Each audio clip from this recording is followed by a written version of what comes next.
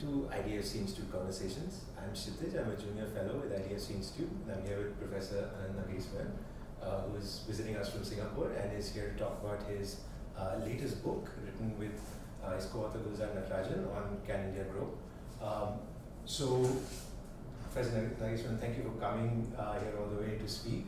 And I want to say, I think it was refreshing to sort of read a book about the Indian growth story that is not that is sort of cautiously pushing back against this usually bullish narrative on Indian growth rate. I kind of wanted to start by asking you. So the first one of the policy recommendations, the first policy recommendation that you make in the book is that the Indian government should accept that sustained growth rates of 8% or above are infeasible for India. I kind of wanted to just ask how, from your experience, how are growth targets for policy currently set, by the Indian government, and what are the actual policy decisions that you think are most effective based on those targets? So, for instance, the fact that we need fundamental education reform is not going to change if we have growth targets of 8% or 5%, right? So, are you sort of pushing back against this broader narrative of India's sort of high growth rates, or is it more about specific policy decisions that you think are? I think that's a very comprehensive question. We are not so much pushing back against the idea of high growth, although like everybody else, we would be happy to see sustained high growth rates, because that could make a huge difference to poverty levels, to other human resource development indicators, etc. But what we are trying to say is growth outcomes being pursued as a sole target usually creates undesirable consequences. And therefore, we would in fact, just as they say the total factor productivity is a solo residual, we would even say growth is a residual consequence of the government and the private sector doing the right things, and growth should be a natural follow. So if we address issues like the hard infrastructure or the soft infrastructure parameters like health of the women folk in the households and education of girl children or health parameters, then automatically the productivity levels or skill and educational outcomes, etc. If you address these issues, then over time it will get reflected in growth rate, because hopefully you will have a productive workforce, etc. So growth should be a natural fallout or a byproduct of us doing the right things. So in that sense, we want to push back against the pursuit of growth per se, because the moment you give a number, what happens is everybody tries to somehow get that number. Becomes a key operator. And we all know that economic growth can be created by digging a hole and putting sand back into it. That's growth. But we know that the quality of that growth is not the one that we are looking to achieve. So that is the reason why we want to push back against this notion of growth targets and somehow being fixated on a number. But it can be, if it is used purely as a motivation for doing the right thing, then it's okay with us. But usually that doesn't happen to be the case. I see. No, thank you for that. I think that's something I was also wondering when I was going through the book, was that when you talk about long-term sustainable growth, is that something that we can assess at the time or only after the fact? So, for instance, there would have been a lot of detractors during China's sort of massive growth that went on, saying, "Oh, this is not sustainable, this is not sustainable, it's not sustainable." But yet, they managed to. Yeah. So, is it something that we will realize in hindsight, or is it something that how do we assess it? Yeah. No, that's a very good question. I personally think, and I'm sure that there are multiple answers to this. My view is that it is only known with the benefit of hindsight. Because, for example, take the case of India, we had high growth rates between 2004 and 2008, brief interruption in 2009, and it resumed in 2010 and 2011.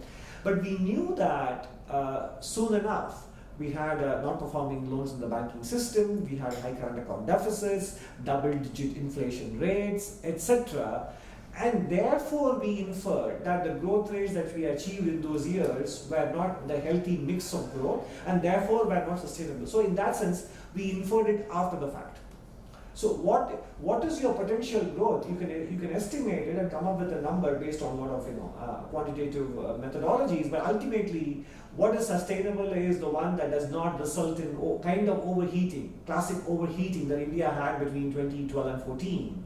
And that kind of tells us, going back, that what we achieved in those years was just an expansion of, to use the jargon, aggregate demand rather than sustainable growth rate. So it is something which we inferred in hindsight.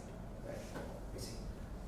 So one thing that I get, the one message that sort of seems to jump out is that when you're deciding on policy priorities, it's about trade-offs.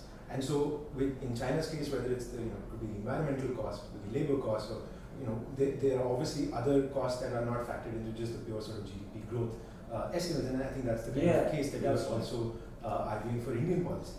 But how do you evaluate, for a policymaker, how do you evaluate these trade-offs? So how do you decide what the cost would be of increasing NPAs as a result of sort of over-enthusiastic lending? So for instance, and in particularly on NPAs, I want to kind of push a little bit to I think it's kind of the flavor of the day. So maybe it's good to talk about as well. I mean, do you think the effect of NPAs on the Indian growth story is reaching a sort of a conclusion? Is it kind of something that's going to be borne out, or do you think that will sort of affect long-run growth trends for a long time?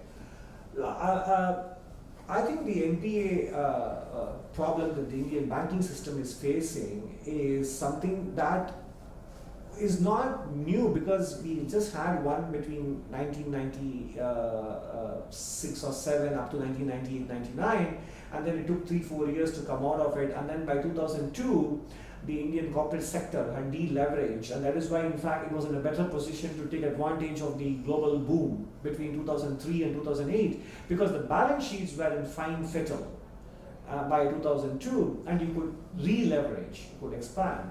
So, but we know that took 4 years to resolve. So in that sense there was a precedence, and yet what happens is, one of the most important assumptions, and that's one more reason why we don't want to emphasize growth, is that the reason why the NPAs swelled was both the private sector and not just the banking executives. The private sector, the borrowers, the rating agencies, the research houses, everybody said, high growth is here to stay.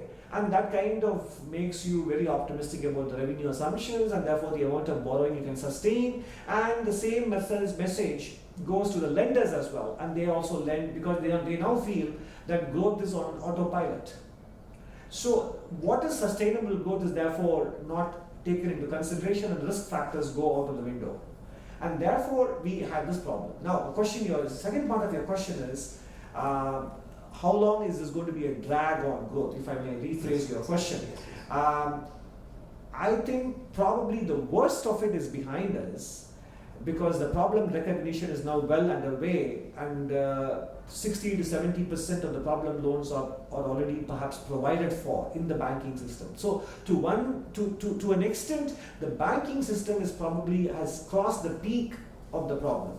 But whether the private sector has deleveraged enough to be able to take on more loans, there I have my doubts. So how long will it take for this problem to cease to be a headwind for growth? I think we still have to cross a few more years. I would say at least 2 to 3 years before we can feel that both the lenders and the borrowers have put behind their balance sheet problems. Now I feel the banking system is putting behind the balance sheet problem a bit faster than the corporate sector. So the twin balance sheet issue remains with varying degrees of resolution. Got it.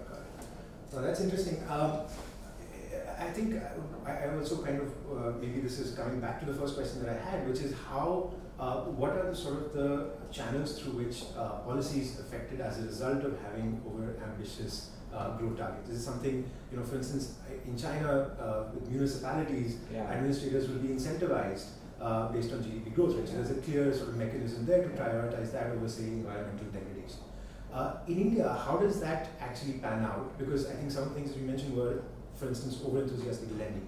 Now, public sector banks giving to sort of public sector companies, I mean, there's a whole sort of political economy process of that as well. But for other mechanisms where you think it has a perverse impact, or is it just something that is more of an aspirational type of target that we aspire to get to 8%?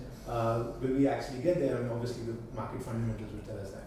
No, I think it's a good question. I mean, one of the easier ways of this manifesting the growth pursuit or the obsession with high growth is in credit growth. Usually that's a mechanism, but it also results in the kind of investments that takes place, which are more consumer demand driven. You set up production facilities for automobiles, you build apartment complexes or residential real estate, shopping malls, commercial real estate, but you are not creating capacity in power generation, etc., even though they also create growth.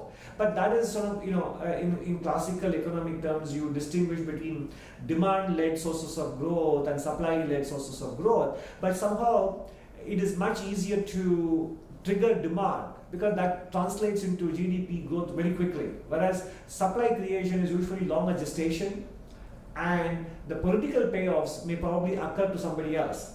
Whereas if you stoke aggregate demand, the result on GDP growth is almost instantaneous. Then it is the credit devolves on the administration in office at that point in time. So there's a time lag here, and that is what makes governments that want to pursue growth end up pursuing the wrong kind of growth. You mentioned China as an example, and the same thing happened in India. And some of us who were writing columns even in 2007 were saying this is not the right kind of growth that is happening, because you saw that happening in sectors which are more demand driven.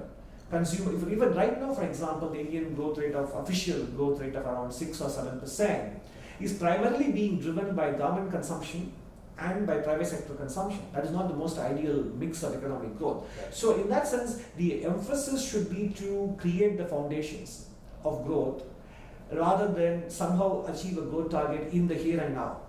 But we know that there is a political economy angle to it, because if you do the former, then the results may come a bit later, and who gets to take credit for it becomes an issue. Right. No, that's great. I'm glad you actually brought it to that. I mean, we pride ourselves on being a political economy think tank. Okay. And so I think that's a very fundamental concern, is that what I hear you saying is that we need to shift our target, except from just having a single sort of digit, single number where we, are sort of all trying to achieve. Have a holistic set of metrics and a sort of more holistic target which you aspire to. But then how do you communicate that? First, how do you measure that? And second, how do you sort of communicate that and use that as a tool to make better policy?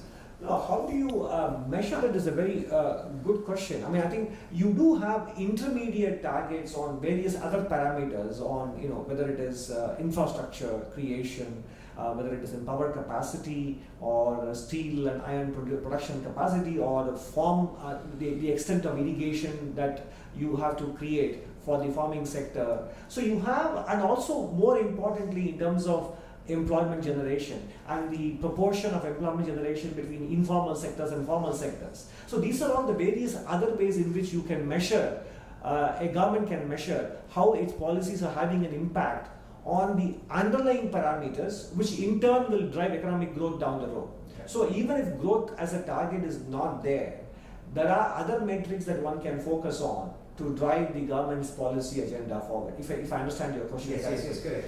And the second part of the question was, I'm sorry, I think I missed the second part. How do you communicate? How do you make it something that for politicians, for bureaucrats to actually be able to push to achieve? How do you make it something that way? Yeah, I mean, I think I see your point. It's a little less glamorous than achieving an 8% or 10% number. I mean, newspaper headlines, screaming that the fastest growing large economy in the world. I mean, which is the headline that are repeatedly used these days. And every time I hear this, I get a bit uncomfortable. Because I'm not sure how long this is sustainable, and we know that the mix of growth that we're having right now is not the most balanced. And it's somewhat unhealthy in my view. So I think it will take some time to convince them, but the only way is to repeat the message and also point out that those who pursued such growth targets are also having to face the within the same tenure itself. I mean, for example, UPA 1 enjoyed high growth, but UPA 2 ended up paying the price for it, for the wrong kind of growth. And similarly, even in China, where the tenure of a government or a president is more than 10 years, I think the consequences of policy actions in one time period will definitely be felt in the same time period. So my point is, a government will face the consequences of its wrong policy emphasis even within its own tenure. So so the only way is, if you are taking credit for high growth, please be aware that maybe within your own tenure you will also face the consequences of its unhealthiness. So this is, therefore the message is, the risk and return go together. Right. Yeah. No, taking credit, no pun intended, of course. And then just to end, I think the last piece of the what I was sort of wondering about is, in terms of does it matter at what stage of development a society is at? So, I think you mentioned learning outcomes for education policy.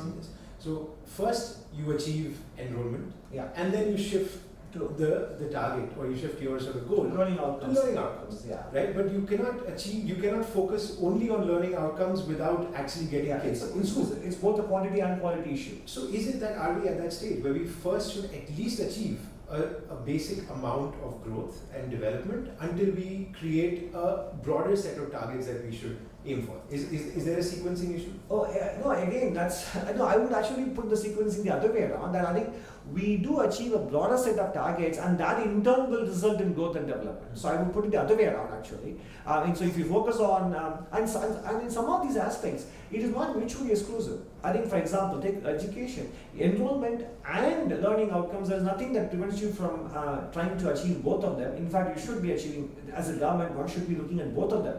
And I think in India, we have got to a point where the enrollment numbers aren't too bad. It's about the learning outcomes. It's more about enrollment of students, not enrollment of students. It's more about ensuring the attendance of teachers and not so much of students. So I think that is where we are. And therefore, I would argue that focusing on these broader parameters, or what we call intermediate targets, or even tertiary level targets, is the answer. And then growth and development would be a natural consequence of that. Got it. Thank you so much for talking to us. You're welcome.